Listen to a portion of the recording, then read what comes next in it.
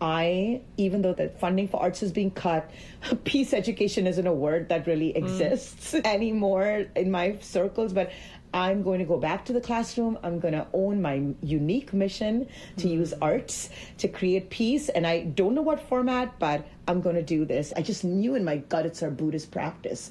And I just said, I'll have what she's having. So I was like, please take me to a Buddhist meeting. So when you keep working for your goals and you keep putting those goals out there and keep performing, then your imagination gets bigger. So it's like the more you do, the more the imagination opens up. And so the imagination keeps brightening as you take a step forward, but you can't be in your little cubby hole and fantasize. From SGI USA, I'm Cassidy Bradford, and this is Buddhability, the weekly series where I talk with Buddhists from all walks of life about the power we each have to change our lives and the world around us.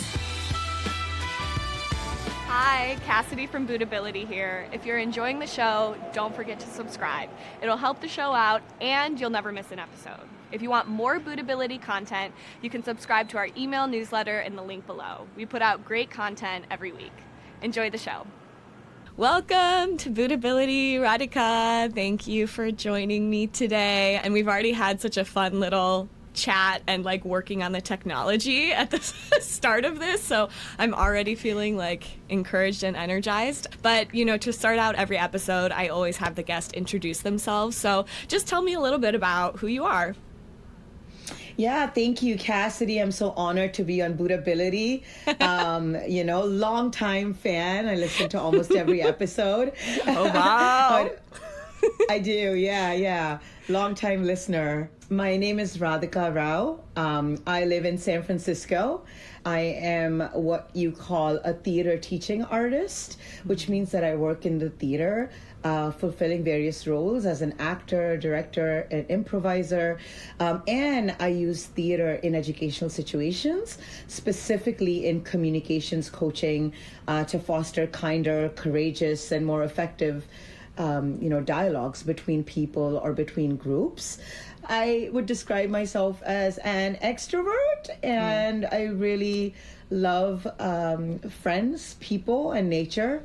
And if I had all the time and money in the world, I'd travel all around the world, hike and dance, and continue to do what I'm doing, which is living life according to Buddhist principles. I've been on my Buddhist journey for 26 and a half years now. Wow. I joined in 99 when I was 22, so you do the math. I will not do the math. One, because I'm just not all that good at math, and I don't want to embarrass myself in front of you. Oh my gosh. Well, thank you so much for, introducing yourself so we can get a sense who you are and what your life is about. Your career now is so connected to the way that you view life and, Buddhist values and principles, but it wasn't an immediate thing, right? Through, your journey practicing Buddhism, I think it sounds like you really were able to find the most meaning and purpose out of what you do. And I think that's so crucial for, people trying to find a career or some kind of dream. But before we get far into the career and Buddhist practice aspect, I just want to know what your life was like growing up, and then as you got older, when you were around 22, how did you end up getting introduced to Buddhism? Yeah, my memories are sparse. I don't have the world's best memory, but I would say that my life was pretty regular. I was a middle of the road person, and I was average height, average looks. I was always the person that wasn't, in my eyes, didn't stand out. Now that could be very different from another person's narrative of me. I was fortunate. We at that time belonged to a middle class. I think now there isn't that kind of middle class, but I went to very good schools, and I had parents that really valued education, and I had some great friends, and I did really well in school. But underneath all of that was some pain points, as I call them. So one is I was tremendously anxious, and I definitely did not believe in myself. I had an intense fear of failure. So I'd prep like manically and over many, many hours for an exam or a test. And I don't think it came out of like wanting to do really well as much as came out of I don't want to fail. Yeah. I remember having panic attacks when I was younger. My parents, who are such wonderful people, individually were not getting along at that time at all. And so our household was full of like just this kind of just war of words. And they would criticize each other. I didn't really know what love between parents looked like. And that was, I think, a pain point for me, where I would sometimes compare my situation at home to other parents. And I think I was pretty angry as well. So I would add to that anger because I saw to angry parents. And being in midlife now, I have so much empathy for that. But at that time, I don't think I did. And I think the another pain point was that I had pretty bad asthma, and so I'd have these debilitating asthma attacks, and so that was really tough for me to go through. So I couldn't physical exercise wasn't something that was I couldn't engage in a lot. Like I'd get out of breath and was and I also struggled with eczema that really impacted the way I felt about myself physically, which for a little teenage girl, right, like you want to look good, and I don't know that I didn't look good. If I look back, I see that I know, man, she's so cute, but I didn't feel that, which I'm sure is a very common experience.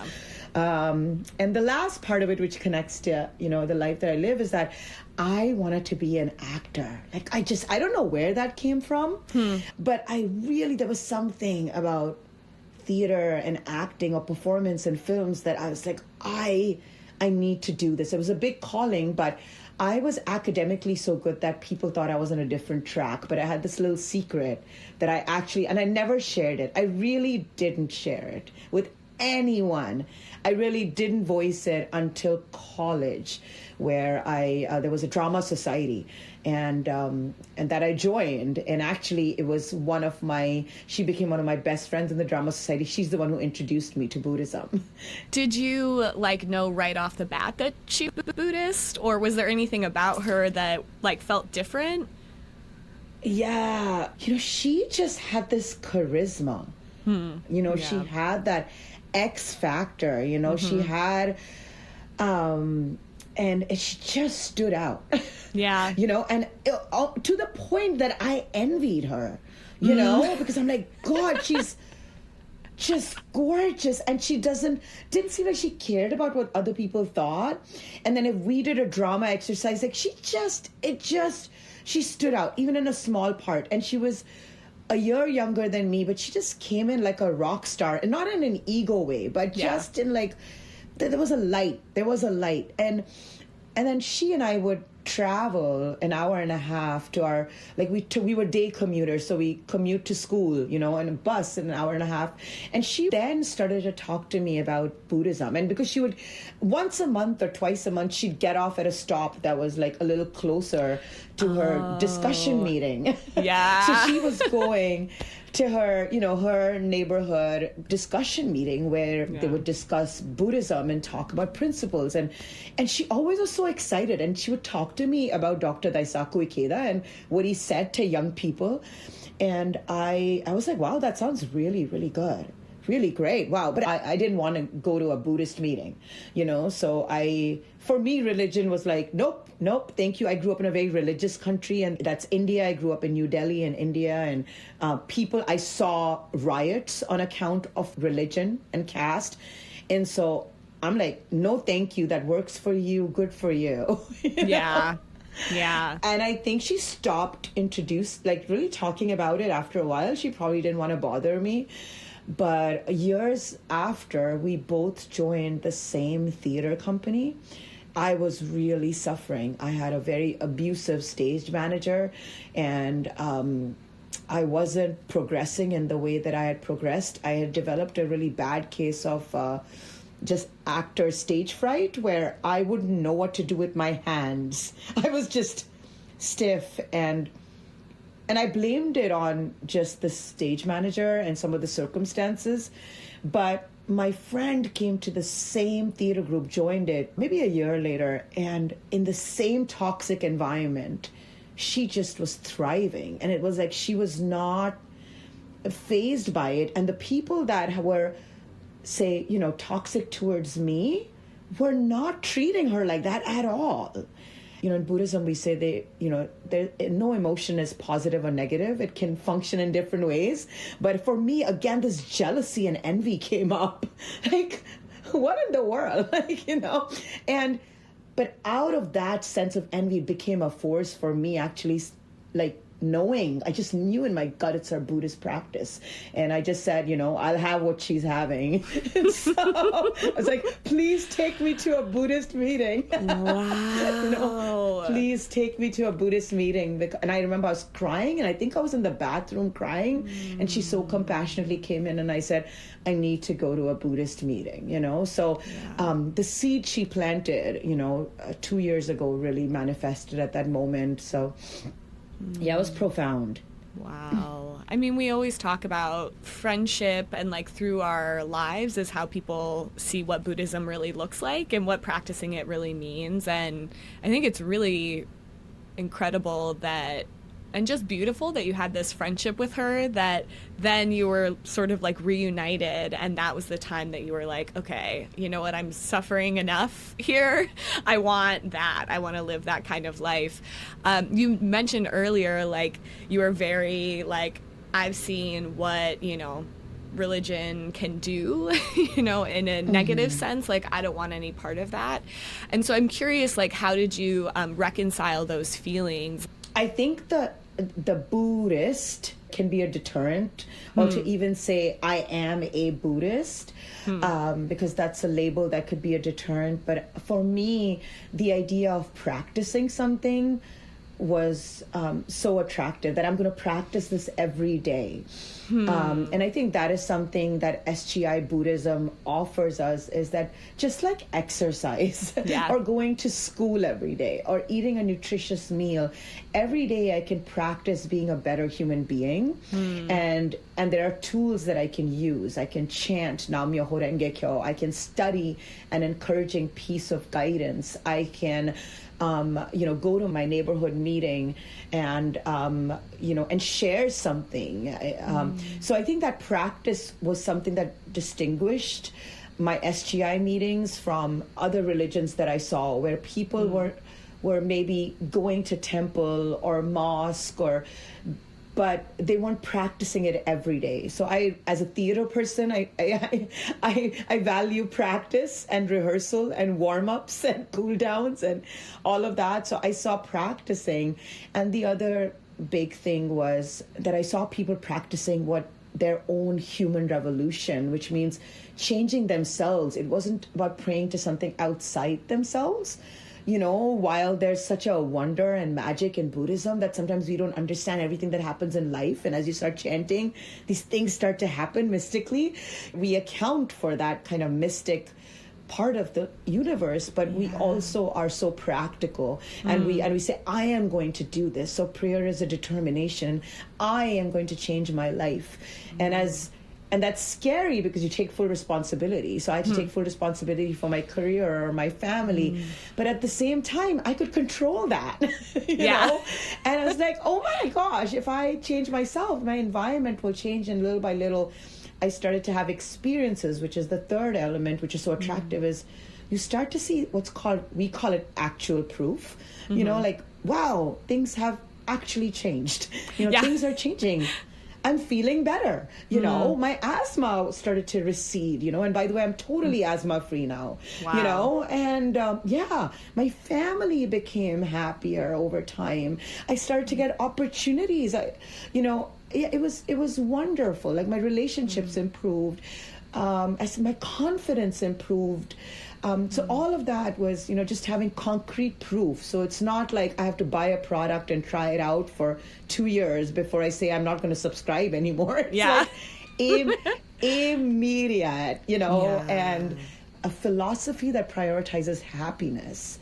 Because I was really not happy, and I didn't know that I was not happy. I thought I didn't have what I needed to be happy, but I was not happy. And a philosophy that leads with happiness is so profound. And one of my first prayers was, I want to learn how to smile again, which I didn't know I had not been smiling. And there's a beautiful behind the scenes young women's group in our Buddhist practice where you can greet people, you know, and they're, you know, and they're, you know, and the symbol is the white lotus that blooms even if there's a muddy pond, right? And so I had to greet people and smile, and I realized, oh gosh, I don't know how to smile. But in Buddhism, but in Buddhism we say smile is a cause, not an effect. So try smiling and then you'll feel happy. And I was like, wow, I can practice that. And by being part of this young women's group, I found my smile again, and I found my light. And so there was so much. And to be honest, Buddhism has helped me appreciate all the world religions. It's helped me appreciate the religion I grew up in, which is Hinduism, more. And so now I can talk to anybody, you know, and really appreciate, because I think all religions at the end of the day, you know, are seeking the same thing. How can we lead a better life? But I think that's what makes SGI Buddhism so wonderful, is that we, you know, it's not us against the world. It's like, how do we be you know, bring us all together? Unity is such a big principle. You know, it's not about who's right, but can we all unite? Yeah. Ooh, I just rhymed. We're going to do that for the trailer. Yes. Oh my gosh. I mean, it's something that I've noticed as you're talking, like you're already like so vibrant and bright and joyful, but like the way I felt internally listening to like your life up until you started practicing, I could empathize with like what you must have felt like growing up. And then as you talked about like all of the things that you really love about Buddhism, it's like I felt it sounds so silly, but I felt like my heart was like, this breath of fresh air, you know? And that's like how it feels to practice, you know? Like it just feels like, oh yes, okay, wow, there's all of this like possibility. So thank you so much for sharing that. So as you're, you know, practicing more and like you're noticing all of these things kind of open up in your life and shift, where did you go with your career? And like, of course, at the time you had been like experiencing stage fright in a difficult environment, and obviously your life has changed very much. So I'd love to hear kind of like, where your life took you after you start practicing. Yeah, you know, those first few months and years when you practice, things move very fast. You know, I was encouraged to write everything down on a piece of paper so that it could be concrete and I could really come face to face with what I desired and wanted, and then could put that out in terms of a prayer while I was chanting. So things changed really fast. And I was actually, one of the things that happened was that I realized I love education, and that I wanted to go back to school.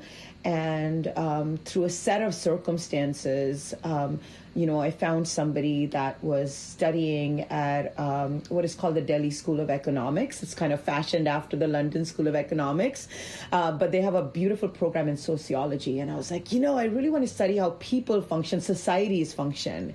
And I was so inspired by Buddhism, actually, because I was like, wow, here's this mini society where people coalesce across differences. That's another thing, by the way, that is so attractive about, you know, SGI and SGI USA is there's so much diversity, and you don't see that in other you know, sometimes spiritual groups. And so I was like, wow, I want to study society. And then I ended up subspecializing in the sociology of education. But just naturally, you know, when you chant, I ran into a friend of mine from my undergrad who said, I am doing this program.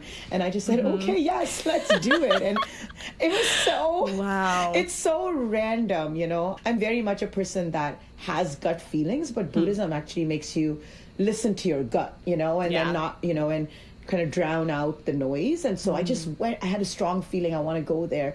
And I ended up like, you know, graduating from this program, top of my class.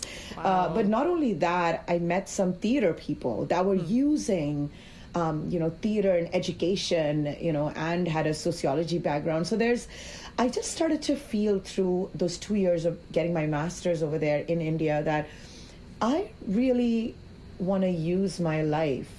I want to use my talents and my training to make this world more peaceful. That's just a feeling that started to emerge. And that question, or even that feeling, emerged because one of the first things that I learned in Buddhism, especially as a young person, Dr. Daishonin Ikeda, who many of us consider, a mentor in life, he would ask us youth, what is your purpose? For what reason are you born? Like, what is your unique mission?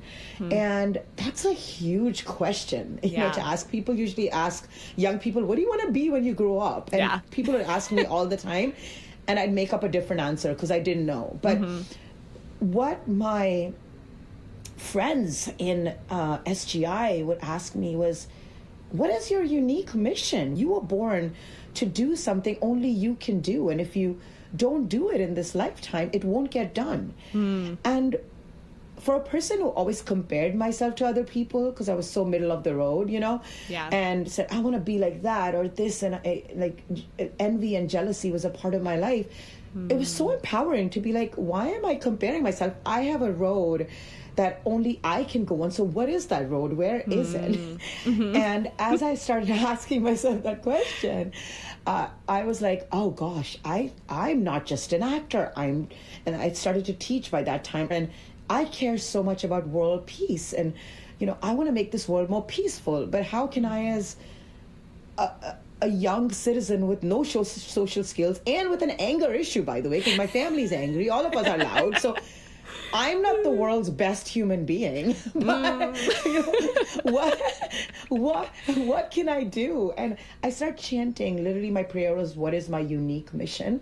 And then this prayer started to emerge. And one of the most empowering things, especially for people who are going to make mid-career breaks or change their path, or they're changing a relationship, or they're like, oh my God, I wasted all this time in this relationship, or I wasted time in this career and actually want to pivot, is one of the most empowering things is this, a saying, this quote by the second president of Soka Gakkai. His name is Josei Toda, and he actually rebuilt the Soka Gakkai in Japan after the World War, after they'd been bombed out by 2 nuclear bombs.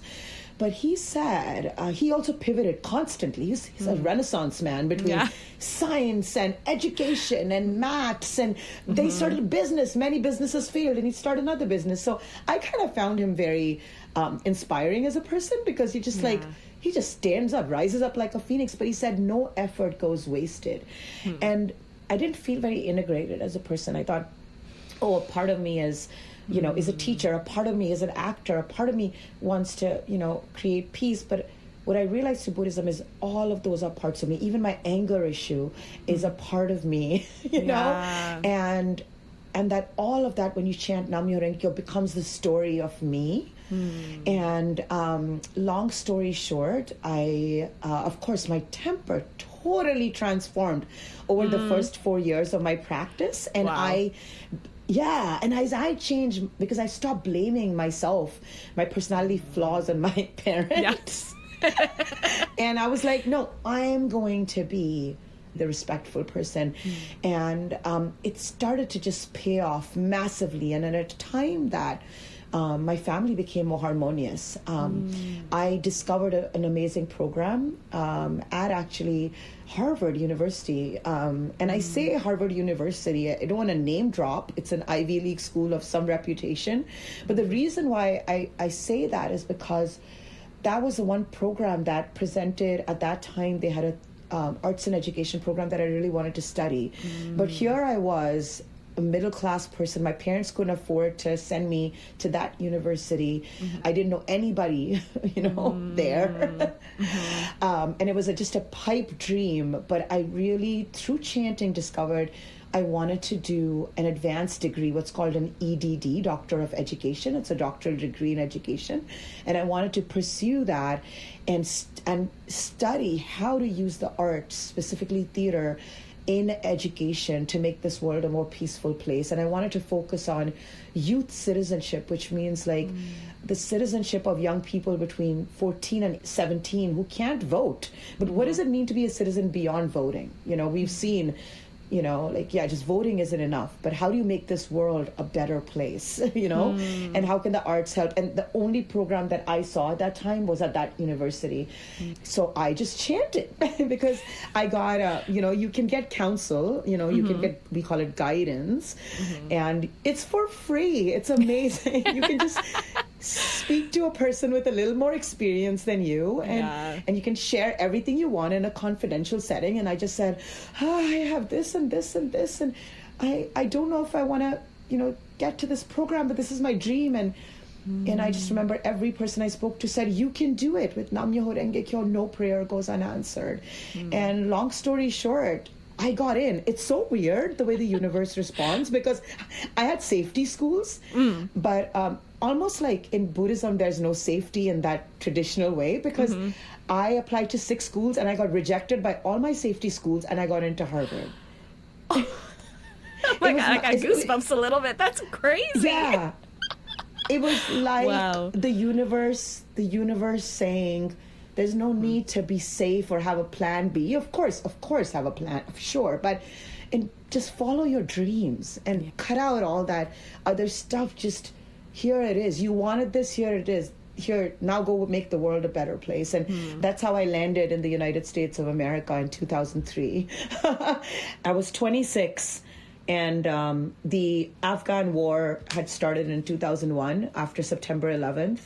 The world was crazy, and the Iraq war started like 6 months in, and America was very much in a very interesting, place, you know. And so I knew that my degree was for world peace, but that perspective came from Buddhism, where the perspective that my victory has to do with the victory of the world, you know. And I feel like that's the protein powder that, like, you know, young people get who practice Buddhism, is that, you know, dream big because your victory is the world's victory. What was it like, coming to the U.S. in this context, and you're trying to, you know, pursue peace, creating peace through your work? Yeah. Wow. You know, for those folks who haven't lived outside of the United States is the greatest exporter of culture. So I don't know if it's a culture shock, but everybody knows about what's happening in the United States. We may not know what's happening outside our borders. It's a big country, you know, and I did have to learn to say my name in a particular way so that people would understand. And of course, there were food differences, but the people, you know, when you come to school, it's like I met people from all over the world. And I was honestly so amazed by U.S. universities, and they're where every young person wants to be, you know, to be honest. So I'm not sure that it was a culture shock as much as it was, I didn't realize how much I would have to grow that first year.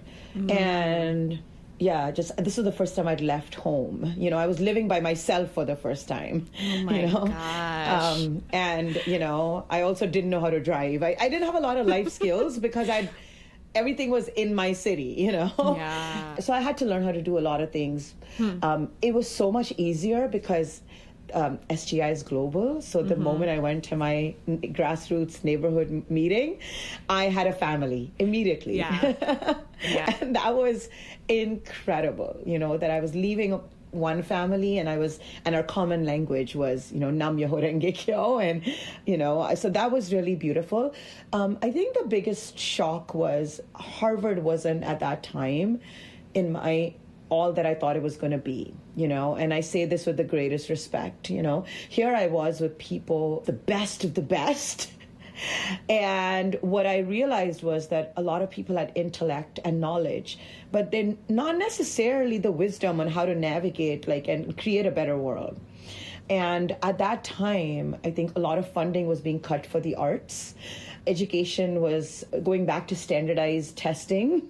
And so all the things that I thought made American education progressive was being dialed back on. And then some of the people that I wanted to study with, because when you're there for a PhD program or a doctoral program, you go to study with specific people. They decided to retire. And I was like, oh my God, I went all this way to this university and now you're all retiring.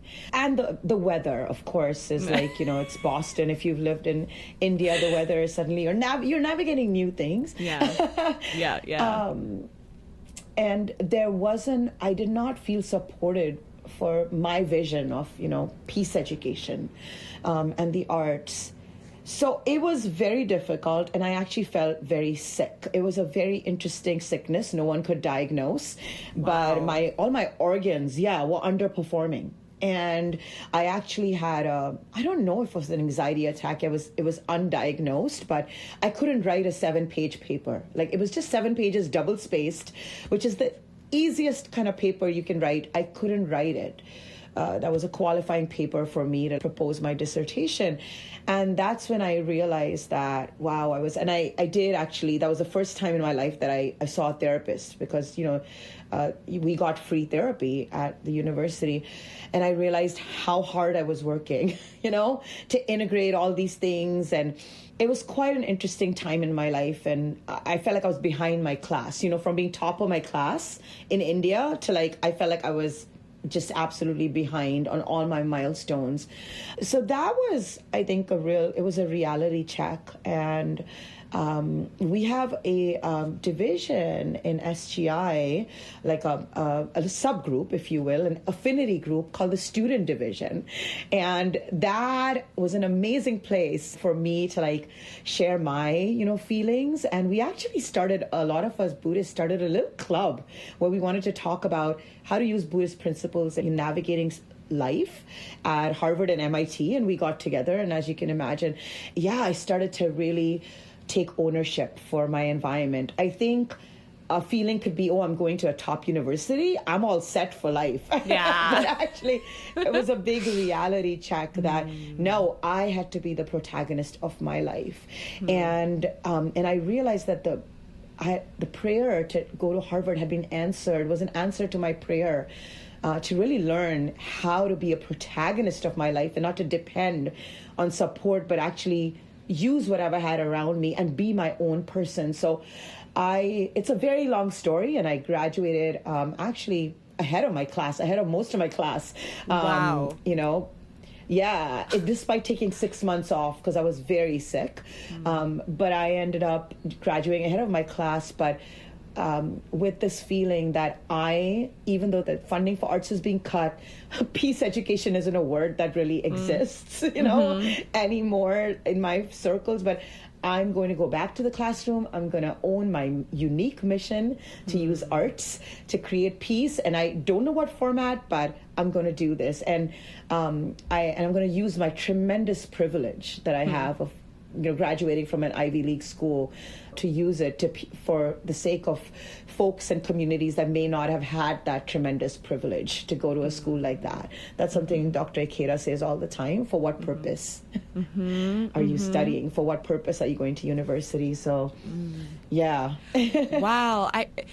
And it seems like, Harvard was the perfect place for you to really deepen that understanding of really, for what purpose am I doing it, because it was so challenging. And something that is really incredible about Buddhism, and sometimes is a total pain, is that when you're chanting about okay, I want the best job for my life, I want to find the best program for my life, sometimes it turns out that the reason it's the best is because it's challenging you in all the ways that you really need, which of course makes it so hard. But because it's so hard and it's poking and prodding you in all the right ways, then you can blossom into, an even more capable person and develop all of those skills that you really need in order to be able to just go full force for whatever your dream is.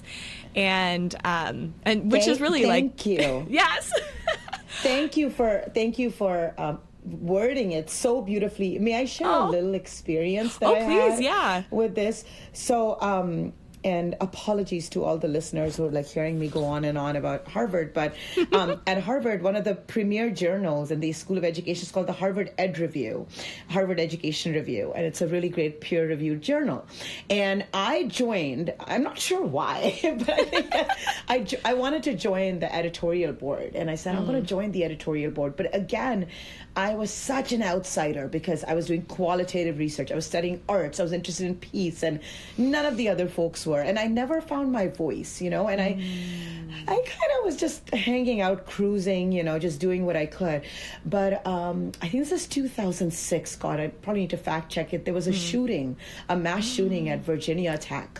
At now it happens all the time, but it was still, we hadn't been so numbed out. And I hope we'll never get numbed out to mass shootings, but it shook all the universities.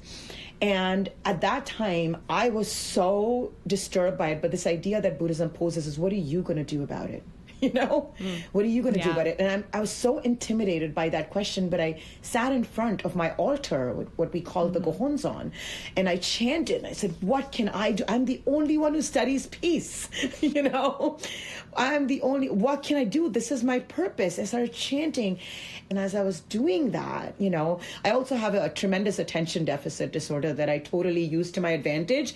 But as I was chanting, I started to write off these emails to people that I knew in the field saying, I'm an editor for the Harvard Ed Review.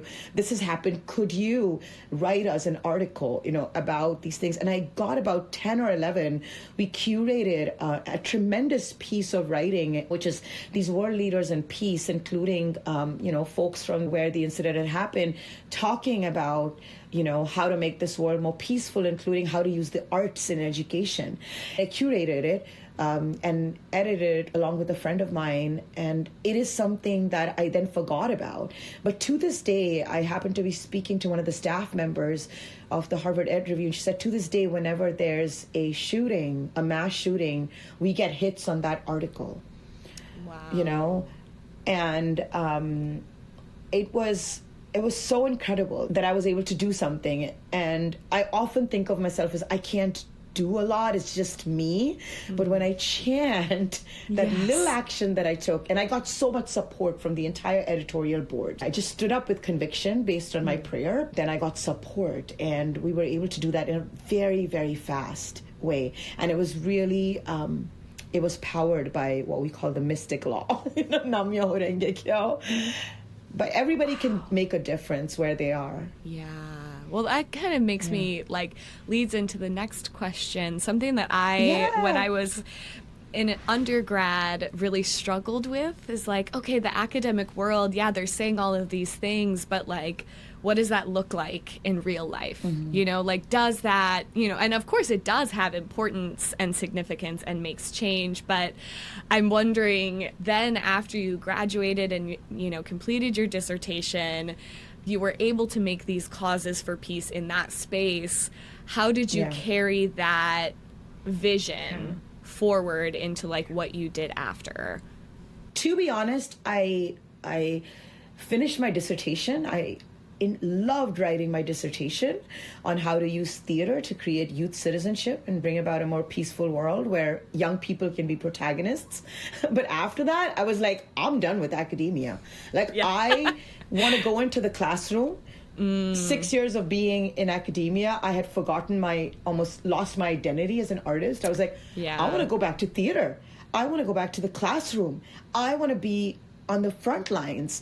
I couldn't even think about reading an academic book anymore because I just said, wow, what I experienced was so rich in my, the school I was studying and the program, and how can you capture that with academic writing? And nobody's gonna. I had a very strong reaction. I said, nobody's gonna read my dissertation. It's gonna get dusty in a library. And it's funny because it gets a lot of hits, because but at that time I was like, I'm done. I'm done with academia. I want to go back and be an artist and a teacher. And that again was a very frightening thing to say, to admit to myself and to pray about in front of the Gohonzon, because it was an Indian immigrant. So my immigration paperwork didn't allow me to take a lot of chances. And then, of course, the path I was choosing wouldn't be as stable or as sustainable financially as if I were to just go into academia. Yeah. But honestly, the thought of doing something I'm not excited about is just like, oh, that was like torture. Yeah. So, so I just said what I said, and actually, I ended up, being able to get my immigration stuff done, and I embarked on my journey. I actually, at that time was, in a relationship that brought me to California where I could make a fresh start. And I said, all right, I'm going to be an artist. And as removed as I wanted to be from Harvard University at that time, the person who gave me my first job was a former editor of the Harvard Ed Review, and she had gone through my arts and education program, and she had founded this arts and education department in at Cal State University in San Marcos. Because I graduated 2009. For those of you old enough to remember, that was the economic crash and there were no jobs. So here I am. I have a doctoral degree from Harvard, and my first job was $10 an hour for 10 hours in a week. Oh my I know. God. It was like humbling. But there you go. Nam Myoho Renge Kyo. And I got many jobs, and all of those jobs now have made me who I am. But they were administrative jobs, teaching jobs, improv jobs, acting jobs. And I learned very soon about many different things that I hadn't learned in the classroom. And that's where I started my journey. But again, every time I entered a different classroom, the question was always, wow, how can I make these students' lives better? How can I add more joy to the classroom? And how can I empower either my audiences if I'm acting, or my students if I'm teaching? How can I empower them to transform their lives or take risks in the way that I could? So that was it. And then my partner at that time then got transferred to San Francisco, and then that's where my acting career took off, and a lot of stuff just started to move for me. But in San Diego at that time, there weren't a lot of opportunities. So for those of you who can't see, I'm a person of color. I have an accent, and and there weren't a lot of acting roles, and I would audition, and I wouldn't get anything, to be honest. Like, they didn't know what to do with somebody of my ethnicity, But because of that, I started writing. I joined a writers group, Because of that, I was so desperate to perform. I forget how I found out. I'm pretty sure Nam Myoho Renge Kyo led me to it. I started doing improv comedy, which is now the most joyful part of my performance life. And I teach improv. I use improv to better communication, but I'm actually glad that I almost never got cast in San Diego in a full-length play. But because of that, I grew all these skills, and I'm a theater artist and not just an actor that performs somebody else's script,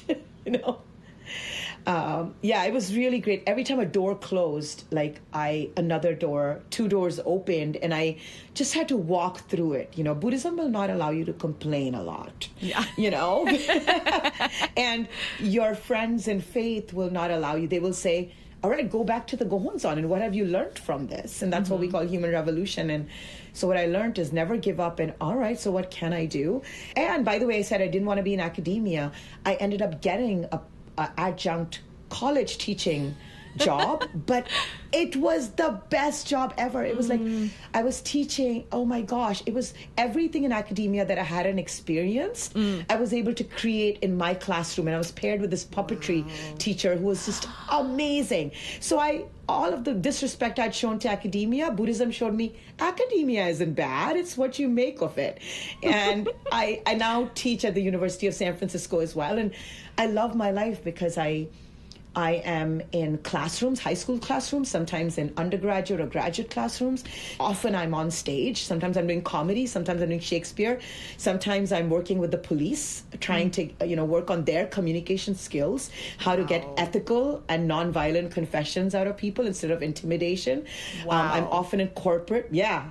I'm often in corporate settings. I often used to pit myself against corporate America, but actually, again, I'm helping create more compassionate environments within corporate America.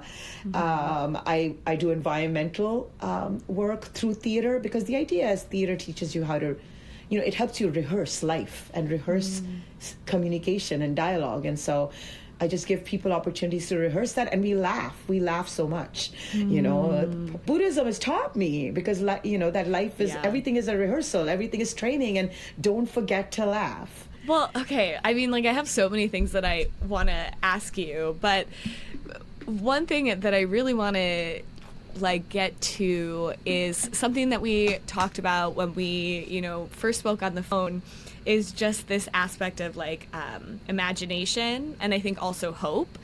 And something you had shared with me is that, a lot of the work that you do, you need imagination, you need creativity, or it's about cultivating space and time to have that, and also how that connects to Buddhism. So what has your journey been with imagination, both personally, and how Buddhism has shaped things for you? Yeah. To be honest, as much as I was engaged in the arts before I started practicing Buddhism, I did not have much of an imagination for my own life. And so I think what I had was fantasy, where I fantasized about falling in love or fantasized about becoming an actor, but I couldn't imagine how. And it was like it was an etching, but I hadn't painted it in. I didn't know, I couldn't really believe it. And I don't know what comes first, belief or imagination. And I certainly didn't give myself permission to. And that's why it was a fantasy. So it was daydreaming, or I had the most vivid dreams. And so when I started practicing, that fantasy got fueled by self-belief or risk, let's do it, and a call to action, right? So I think I had a word I want to be an actor. I couldn't imagine how that was going to happen. And so through Buddhism, that painting became more and more vivid. The colors got filled in, and I think it happened step by step. But as I was chanting, just words started to come in. Oh, I want to study abroad, right? And then you're like, oh, how can that even happen? And then you start, and then somebody would come into my life. So a partner for a company that I was working in had just returned from, Harvard, and said, you should go study there. And suddenly that imagination becomes more vivid. Yeah. We're encouraged to just be brave and share our dreams in a meeting, in a gathering, in a Buddhist gathering. And people would ask me my goals, even from month to month. And so I just became more courageous sharing it with other people. And so as you share it with other people, you have this, oh man, I must take action to achieve it. So I think that over the years, now over my 26 and a half years, that imagination that I had, actually my life is beyond my imagination, Yeah, it's beyond my mind. What was a fantasy? That wasn't even God, it's beyond, beyond, because I just wanted to be an actor. And yes, I am an actor, and I travel for improv comedy shows, and I just performed as the lead in a Shakespearean lead, a lead that's usually given to men. I, a woman of color, an immigrant, was able to lead in one of the premier theaters in San Francisco. Yes, that happened. But actually, I now have a life where I am I can influence the world through education, through my performance. I have become a more humanistic performer. I believe in myself. I mentor so many young actors or people that are younger in their journey. And honestly, I feel like I am, and I live this life where I know we're going through so much right now, but when I sit in front of my altar and I say, wow, I'm going to take responsibility for this world becoming more peaceful. And so my imagination has gone beyond my own self. First of all, my own self it's become so big. Like, my mother always wanted me to be a doctor. And I was like, no way in hell, because my mother's a doctor. But I wanted to make my mother happy. And now I work in medical schools. I work at Stanford Medical, through using theater to create more empathic connections between doctors and their patients. And it's like, could I have imagined that I would be in the medical field?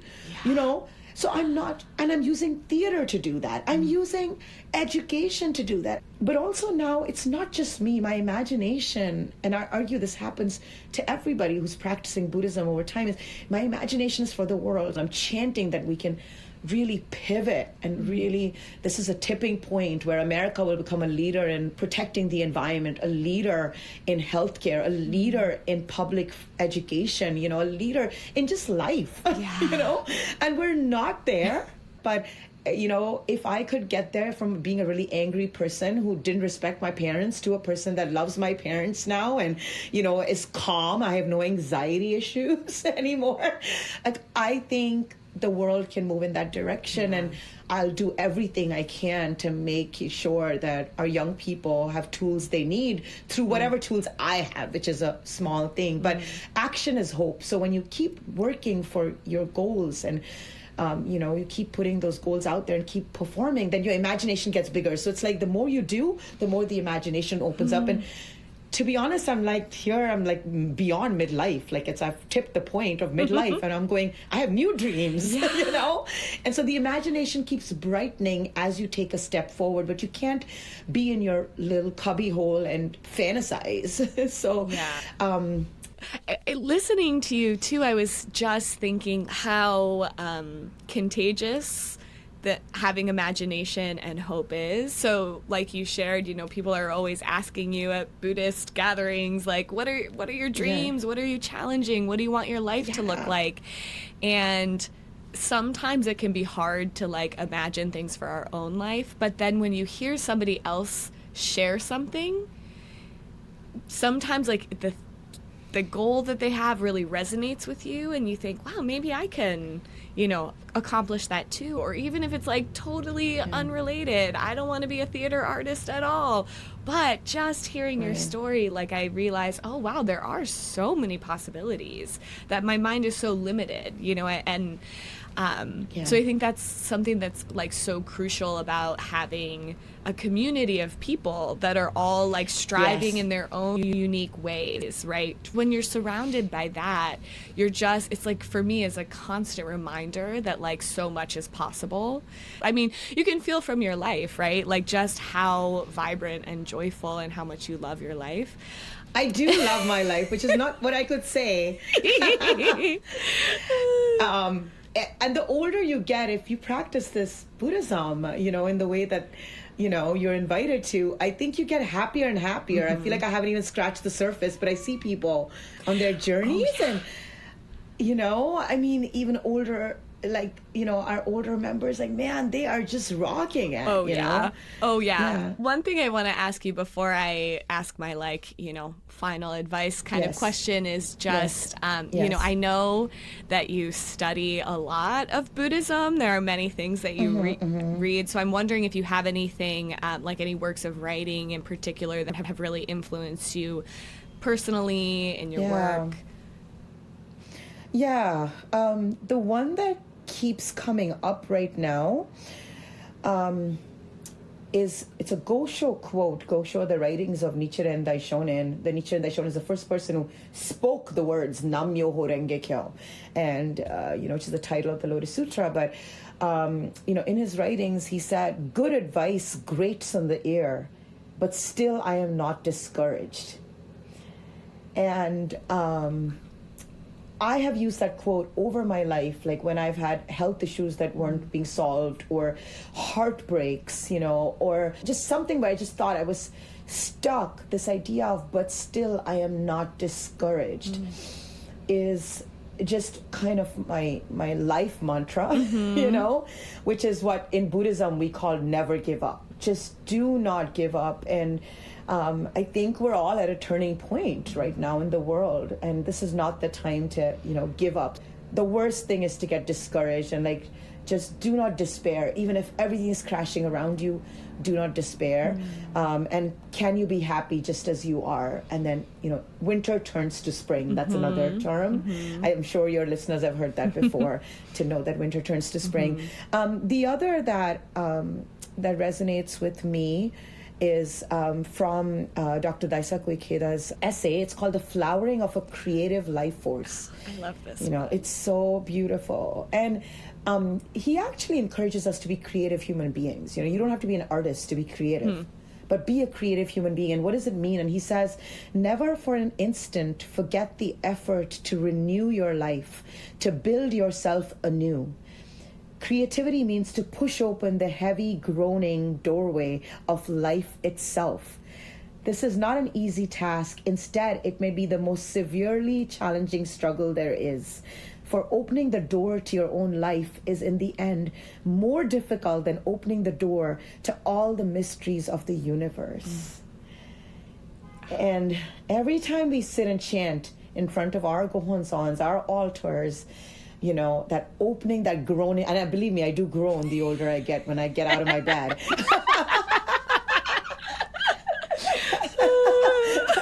But no matter, how old you are, you're invited to renew. Yeah. Every day is a new day. Every moment is a new day. And it's just incredible. Even if you're having the worst day, like, wow, in that next moment it can pivot, and the third thing, which is very theater, because Dr. Ikeda was inspired by Shakespeare, where he said all the world's a stage, and this is where theater can inform life. But he said Buddhism teaches us that we each write and perform the script of our own life. No one else writes the script for us. We write it, and we are the stars who perform it. The extremely active life philosophy is inherent in the teachings of 3,000 realms in a single moment of life. So I love this because 3,000 realms means as in a single moment there are 3,000 possibilities, which is like improv, where it can choose your own adventure. And so he says we're the author, we're the writer, we're the director, we're the screenwriter, we're in total control of our lives. But are we going to see ourselves, as, a driver? Or are we going to see ourselves as a passenger in our own life, And then he says that you actually need to rehearse it. It's not enough to have an imagination. But you got to every day rehearse it. Rehearse the script of your success, your victory, your joy. Because realistically, it can take you, just as it takes many months to rehearse a play that goes up on Broadway, it could take years or months or weeks for you to get to your dream, but keep rehearsing your victory. And so I just love that so much. And so for me, I have to keep reminding myself, I'm the writer, I'm the imaginer, From my imagination, will flow everything else. So, there is no one up in the sky determining my destiny. It's all you. It's all you. Unfortunately, but fortunately, yes. It's a challenge, Yes. but it's like so incredible. Is. And every good story has people, has resistances, obstacles, villains, So if you're a protagonist, expect those things. It makes your story more exciting, So it's not linear. You don't chant and things become better. But yeah, there's drama. Yes. But yes. I was thinking with all of those quotes, all three of those, this aspect of really pushing through, and it made me think about how only in the last year or two I finally started to enjoy exercising, and I love strength training. The feeling of yes. wow, this hurts so much, but I'm so strong. That's what it feels like when I'm chanting in my inner life, okay, I'm forging something, I'm fighting really hard. So it's the pain of, lifting the weight, but also the rush and the joy you get that I'm doing this. It's so, I also started strength training a few years ago, and I can't say I'm the best at being disciplined, but Me either. once you get used to that feeling of being strong, Yeah. wow. And I think like Nam Myoho Renge Kyo is like that spiritual gym, you know? Yeah. It's like once you get strong, once you know what like joy feels like, what power feels like in your spirit, like man, you never want to go back. And it is that groaning door, and you know, it's not easy, but no, once you get used to it, you can't let it go. Not do it. Oh my gosh. This is unintentionally leads into your answer for my last question so well, because I already know some of the answer. But I will ask for our listeners, what advice would you give to somebody that is struggling to imagine a different future? Yes, thank you. Beautiful question. Well, one is you are not alone. I think we're all struggling to imagine a better future. We're all in different points, so you are not alone. And there are resources to help you struggle, to help you, you know, really make that better future possible. And according to Buddhism, you know, no prayer goes unanswered. Like if you can imagine it, it is absolutely possible. And so my life felt suggestion would be to reach out, you know, and find your spiritual gem and invest in yourself and what you believe in. If you do not, you know, Dr. Akira says, you know, hope is a decision. And so you being hopeful of your future, that's a choice, that's a decision.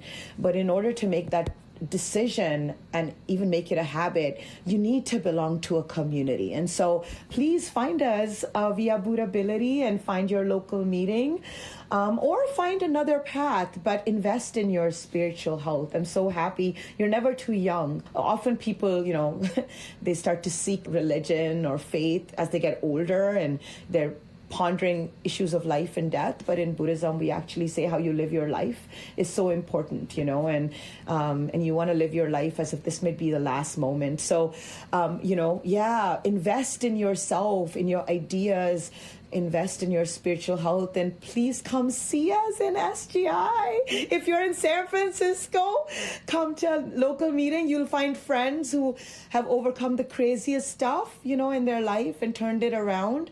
But you are not alone. So there's tons of stuff. Find good books, find great friends who encourage you, and do not forget to smell the roses. Yeah. Spiritual health, everyone. Yes. And strength training. Our official advice as strong ladies. Yes, strong ladies.